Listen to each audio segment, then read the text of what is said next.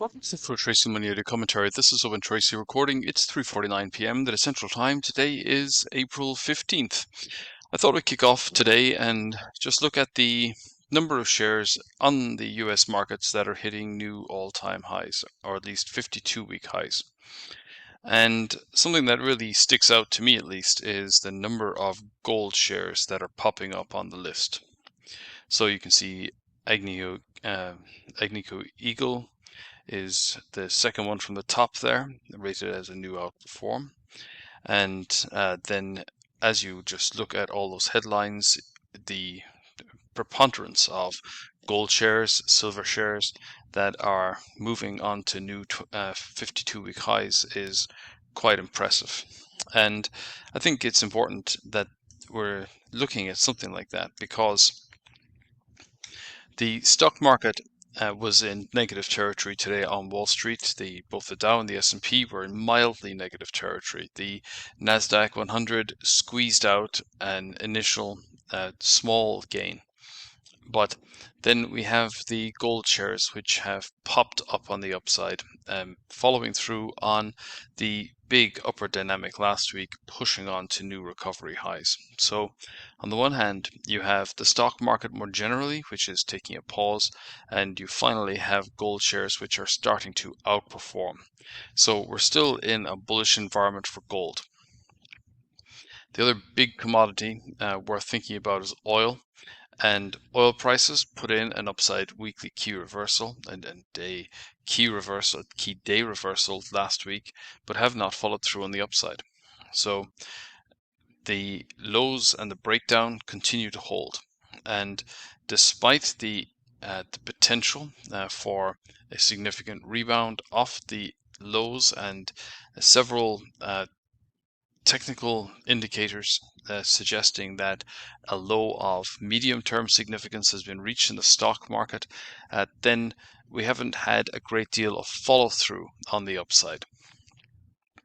And of course, there's still a lot of uncertainty, and a lot of it has to do with what's going on in the bond markets and the trajectory of not only yields, but also everything that's going on with tariff rhetoric.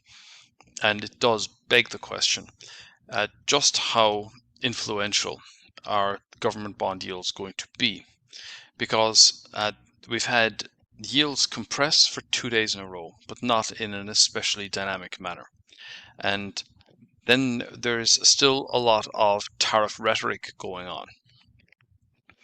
But the interest expense of the US government continues to accelerate higher. And this government spending that's trending in only one direction, regardless of what is being discussed in the media and being promoted by the Trump administration, talking about the cutting taxes, which are in the plans, potentially even imposing a new tax bracket for those making more than $1 million. And then that really did not move the needle for the markets in here today. But there's still this wishful thinking about how much money tariffs are going to bring in. There's considerations for trying to reduce the expenditure on the military budget and at the same time increasing military spending on the arsenal. There's the perhaps it's one of the main successes has been reducing the cost of energy.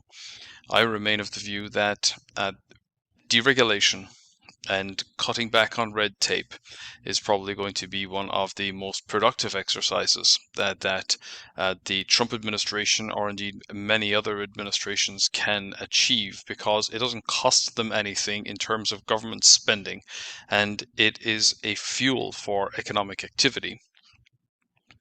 But what we certainly have then is also something that is incontrovertible, which is that the rest of the world does not have as much faith in the governance of the USA.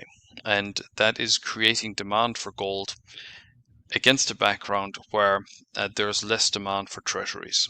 I think more than anything, that is one of the big changes that we're seeing in the global markets today.